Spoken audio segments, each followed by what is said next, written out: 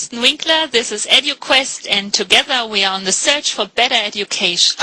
And as I did in my last interviews, I covered more the entrepreneurial side of the business, and today I'm very happy that we have Koichi Ko, famous JBlogger and Teacher Rockstar, on the show. Koichi, it's a pleasure to have you here.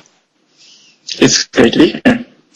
Okay, so as you know, it has become some kind of tradition to start my interviews by asking my interviewees to introduce themselves, and as it's difficult to keep up with you, as you're involved in so many different projects, please give my viewers a short overview about your path from Oregon to San Francisco and all in between. And after that, we are going to talk a little bit about your different lives.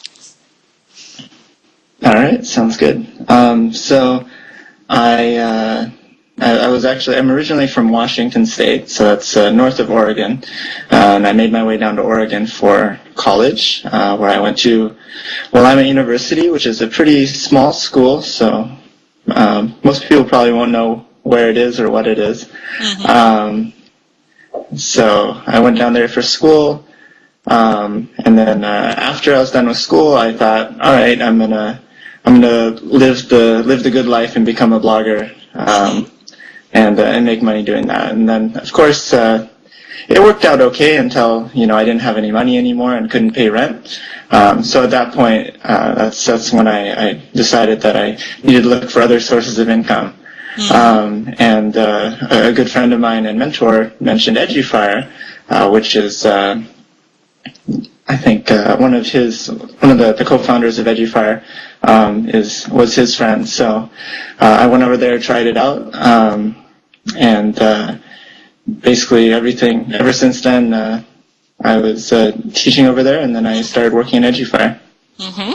So basically, as I see it, and you kind of confirmed, you have at least three main passions in your life. So one, there is the Japanophile JBlogger and writer.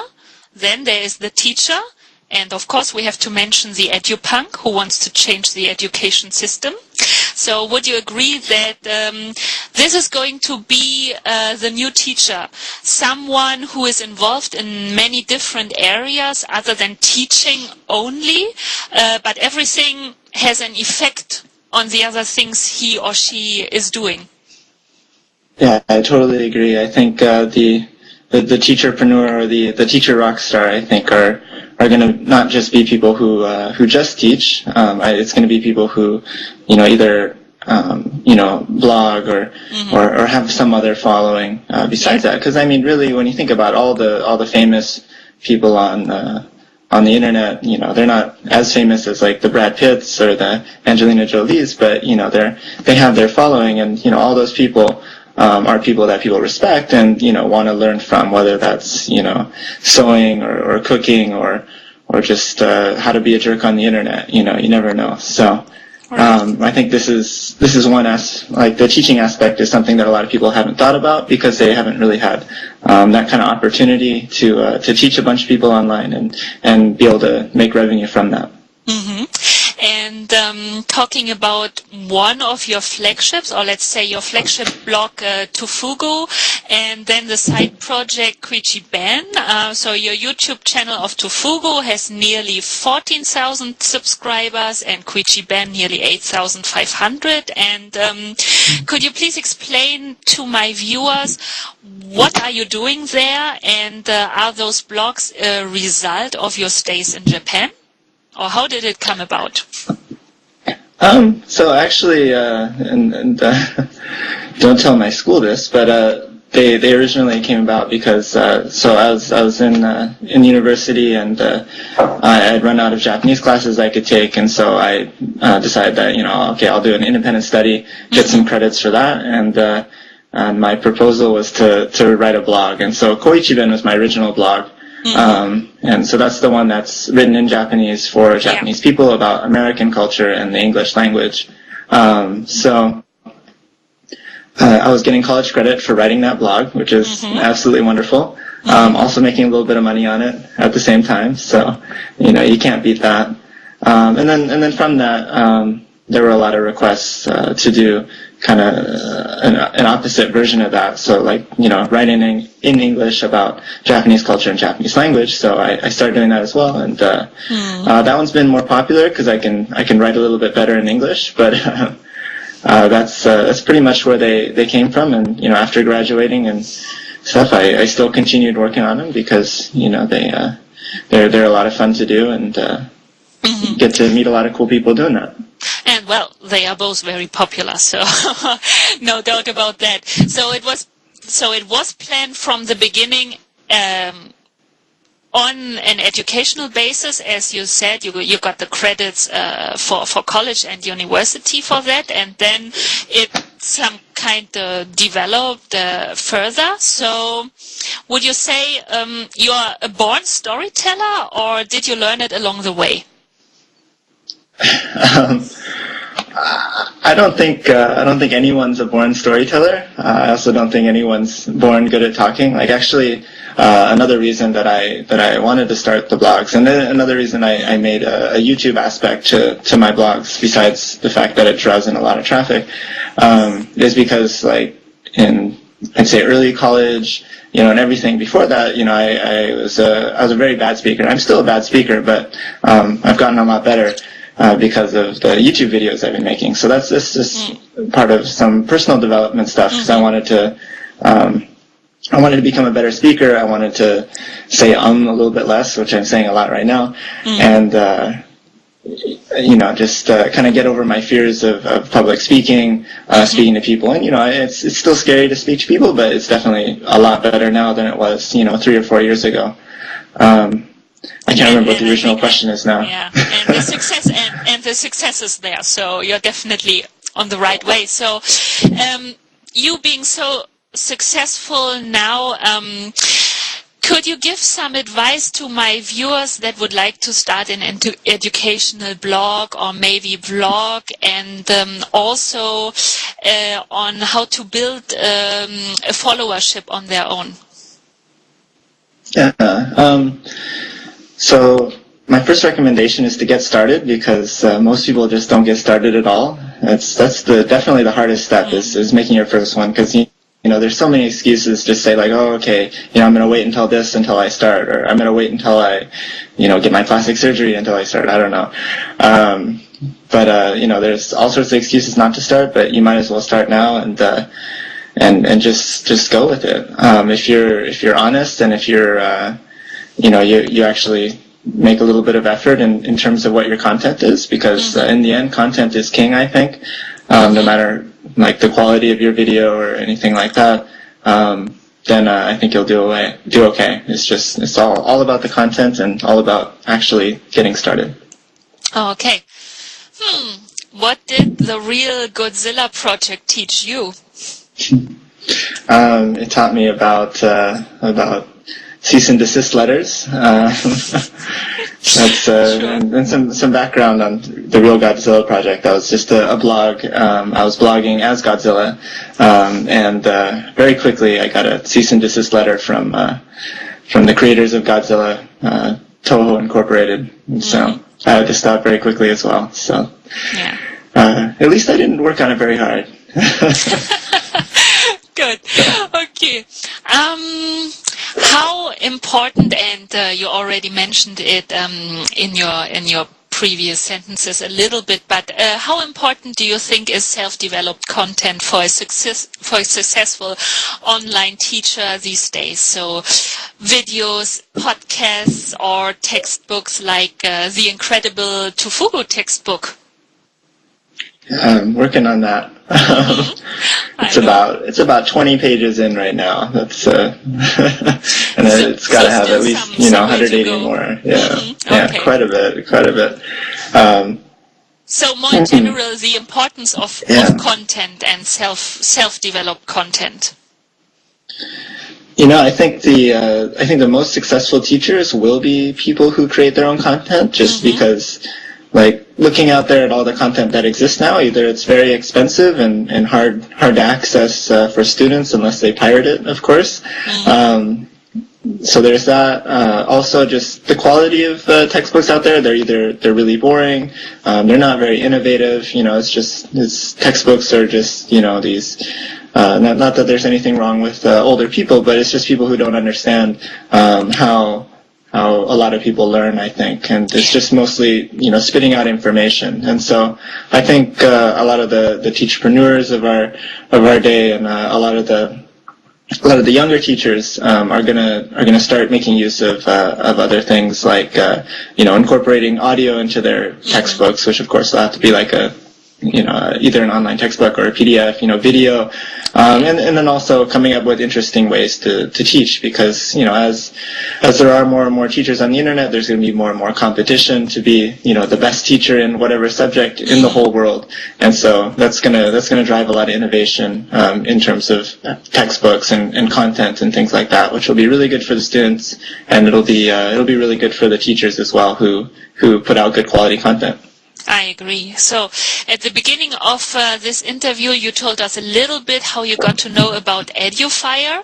And I still like thinking back of this famous video, you saying something like, I am now teaching on EduFire. If you like, you can take a class with me. And does it also mean that your many followers on YouTube actually or actively approached you and asked for lessons with you, like live lessons? So when I put up that video, I was definitely very poor, and it was a few weeks away from rent. So luckily I didn't do it the last minute. But yeah, I'm not going to say exactly how much I was making, but it was more than the starting rate of a normal teacher. Like if I went and became a teacher at a school, it was I did better than that, and so I was able to pay rent and a little bit more, and got a job because of it. So exactly, it is possible to make a living income teaching online. Everyone, it is. Absolutely, I entirely agree. Okay, could we say that this was a turning point in your life, because soon after that you became the official face of EduFire, and then with the introduction video of your website? Yeah, I think it's justified to say that. So, but was it a turning point, not only for paying the rent, but also for another new path or development in your life? Definitely, and I think I can attribute it all to running out of money, and I think that's actually, like, strangely enough, I think that's a really good thing for people to experience, is because once you're out of money and you're really, really desperate, you're going to try new things. You're going to be very creative, and either it's going to go very bad and you're not going to be any worse off than you were before, or something really good will happen because you put your all into it, and it worked out. So yeah. Then you started teaching on EduFire, and your slogan was kind of I will go the extra mile. Every student will get personalized material. So what did you focus on in your teaching? And then basically, was it successful from day one? Well, you could pay rent, so it was apparently. Yeah. Yeah. But what did you focus on? So the reason everyone got personal attention personal materials and all that is because I didn't have any materials, which meant after I taught someone, then I'd write the materials for them. So like a review guide, homework, and that's something I did with everyone, even when I had like review materials and stuff. So I'd actually write conversation practice type things, or fill in the blanks, or respond to these sentences, based on the individual personality of the student I was teaching, or things that we've gone over. So I think that was fun for them, and it was extra work for me, but it's all right. I definitely did spend a lot of time making content for individuals, and trying to make it interesting and fun for the individuals as well, because everyone learns a little bit differently or a lot differently in some cases, and it's something that's difficult to do when you're in a big classroom, but when you're working one-on-one with people, then it's something you can do, and it's something that I think made me stand out. Would you agree the statement that teachers cannot be made, but teachers are born? I would disagree with that statement. I think teachers are made, but they're made from a very young age. So maybe, when they're 3 or 4, then, people develop personalities that are, different than other people. So I think teachers are people who are, really passionate about something, and, they're people who really want to share their knowledge. And, I don't think that's something that people are born with, but it's something that people grow up with and develop. And, it's definitely something that I've developed in the last, 4 or 5 years as well. Because, like I said, I was very, very shy. I didn't like speaking in front of people. I didn't like teaching things very much. So, I think that's something I've been working hard on developing. And so that's why I think it's teachers are developed and not born. But you don't necessarily have to be the classic teaching background. So we could maybe reduce it to that. Okay. Good. And of course, every teacher has to develop his or her very own way of teaching and method. But could you give some general advice to my viewers on how to become a successful teacher or online teacher like you are? Well, I guess first off, it's not... teaching online is never going to be one of those things where you can just put up your profile and expect to make a ton of money. It is a lot of work. Yeah. And I think a lot of people miss that and think it's a get rich quick kind of scheme. But it is a lot of work, 'cause it's a lot of content building. So you can either do a blog, you can make e-textbooks, things like that. And it's actually a lot of giving away a lot of content, I think. I know there's a big controversy on the EduFire forums as well, whether you should, give a free class or give out free content in order to get people in your paid class. And I think, absolutely, I think you should give away free classes or free content. But one thing that I think a lot of people are missing is that when you do give away your free stuff, you should give away the best of all your stuff and give it away free, because if you're giving away mediocre things for free because you think, I want to save my really good stuff for pay, then all the people who saw your mediocre free stuff, they're probably not going to come to your really good paid stuff because they've already seen what you can do. So give away the best stuff for free. I've seen lots and lots of other bloggers do it, and really that's what blogging is about, is giving everything away free, and then in return you're gonna get a lot back if you put in the time and effort. Okay, very interesting. Okay, good. One of your mantras seems to be that education has to be entertaining. What do you exactly mean by that? And then maybe let's combine it with your second mantra: teacher rockstars deserve rockstar payment. And as we all know, teachers are still underpaid in all parts of the world. So how do you think this can change, and what is EduFire's part or contribution? What was the first mantra? The first one, education has to be entertaining. Yes. I think as teaching gets more and more online, and people have access to the best teachers in the world, no matter where they live, I think there's going to be a lot more competition, and just one of the things that at least personally I see in good teachers is that they're entertaining, and it doesn't mean that they're wearing a clown outfit or juggling or anything like that. It just means that they have a way with words, or they teach in a way that's really interesting. Style, and really interesting, Definitely, yeah. And I don't know if you know Bill Nye the Science Guy. I think that's a good example. Bill Nye, or I'm trying to remember some other example, but like, you know, it was a TV show, and it was very educational, and they'd have us watch it in school all the time. And it was, and he made science entertaining for people, whereas, you know, when I was in high school and whatnot, and I was in biology class or physics class, you know, it was the most excruciating thing in the world. So, if I had a teacher that was more entertaining, or maybe entertaining is not a good word, but like someone who's really passionate about the subject, that might be a better way to say it. Those are the people who are going to do really well, because rock stars or musicians out there, the ones that aren't very passionate or really interested in doing it, they're not the Bonos of the world, I guess. And it's going to be the same thing with teachers.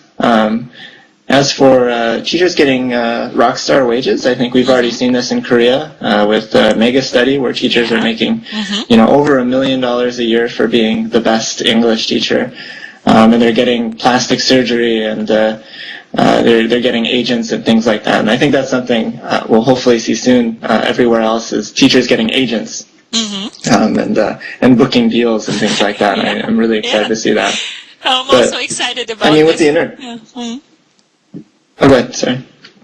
No, please go on. So, I was just going to say, with the power of the internet and how millions of people can potentially access one person, if each of those million people put in, you know, $5 or even $1, then that teacher's a millionaire for teaching a 1-hour class. You know, it's a lot of people, you know, chipping in to see one person, and that one person will do very well because of it.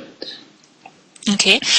So, talking about EduFire and SuperPass, of course, is one way. So what is EduFire's part in this? How to maybe push some teacher rockstars also to get rockstar wages? Yeah, so I think SuperPass is definitely going to make it a lot easier to get out there in terms of finding new students. First of all, there's kind of a barrier there before. It's either you taught a free class, or you made people pay for classes on an a la carte basis. But with SuperPass, anyone who's part of the membership, $29 a month, which is less than $1 a day, can have access to all these teachers who are teaching SuperPass classes. And what we've seen is that, you know, of course, once again, there's still a disparity between good teachers and bad teachers, where the good teachers are getting a lot more students, and or the people who have been around for longer. And I think as the SuperPass membership grows, you know, we'll see more classes with, you know, 50, 100 people in them. And if you're making, you know, $4 a person, and you have 100 people in your class, that's $400 an hour, which isn't bad. And so I think we're removing a lot of the payment barrier by doing a monthly subscription for people. And I think we'll over the coming months, I think we'll see a lot of success, and we've already seen a lot of success. I think so too. It's really well developing, and definitely on a good way. So, talking a bit more about EduFire, one of the topics we will discuss about on tomorrow's ETCon are communities and tribes. So, do you think one of the reasons that EduFire is so big in Japan is due to you bringing your own Tofugu and Koichi band tribe over to EduFire? And is this maybe one of the reasons why John hired you? I'll never know that, I guess. So the Japanese subject is pretty big, and I will attribute some of that to myself. But there's also some other great people on there. You know, there's other bloggers that I fair enough, yeah. I don't want to say I drugged them over, but you know, they came over with me or after me, and that's been absolutely amazing as well. And you know, we've definitely focused really hard on Japanese, and kind of used it as a way to experiment on one subject, sort of to figure out what works and what doesn't, and so we can expand it out to the other subjects as well. It's not too big in Japan right now, I wouldn't say. Okay. Good. But it could happen any day. You never know. Yeah, hopefully spread over the world. Okay. What are you doing as EduFire's social media manager? Well, I have the best job in the world, I think, because whenever someone asks me what I do for a living, I can say, oh, I hang around on Twitter all day, or I poke around on Facebook, I make friends. That's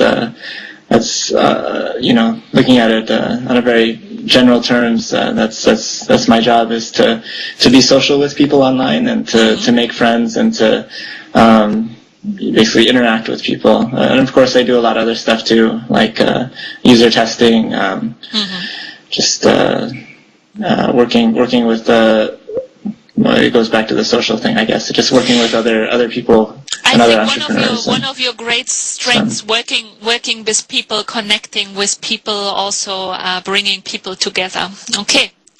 Talking about the EduChange movement, hacking education, and so on.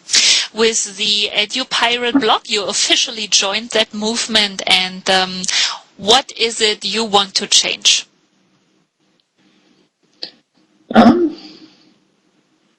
It's a good question. Probably something I should have figured out.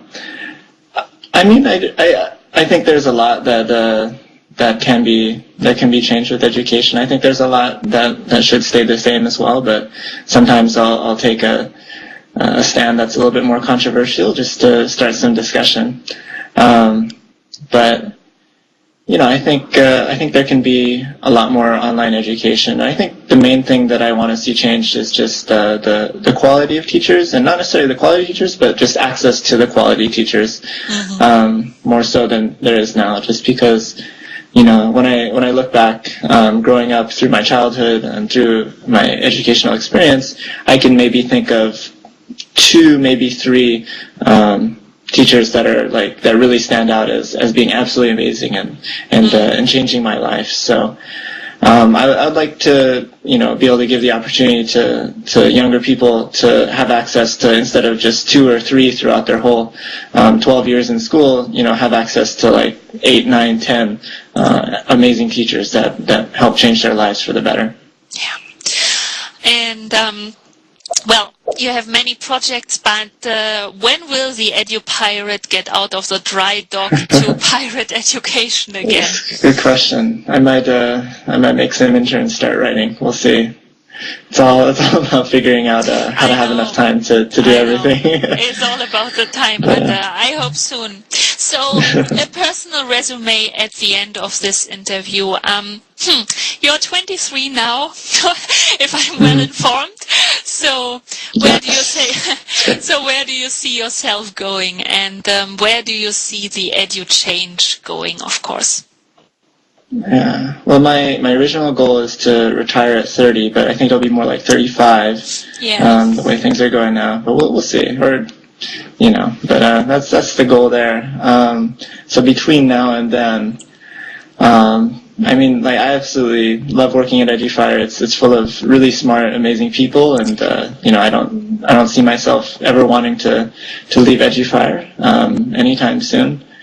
But I think I have some entrepreneurial aspirations. So at some point in my life, maybe a little bit before 35, that I can focus on them. But I think from now until, as far as I can see, I think I'm very passionate about EduFire and helping EduFire and making it the place to learn online. Thank you so much for this interview, Koichi. I think you are a true inspiration for everybody out there who feels a teacher inside him or herself, and of course who wants to change things to the better. And I'm looking forward to the years to come, working together with you on the EduChange. Yes, and I look forward to seeing what you do as well. Everyone follow Kristen's blog. Thank you.